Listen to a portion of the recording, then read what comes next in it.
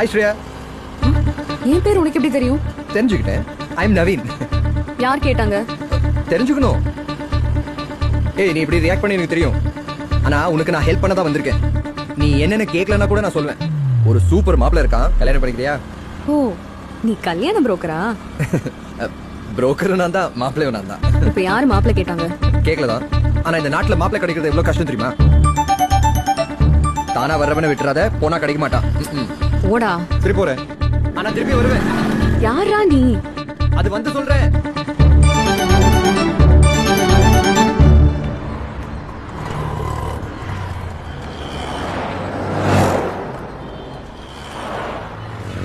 இசை கோயில்.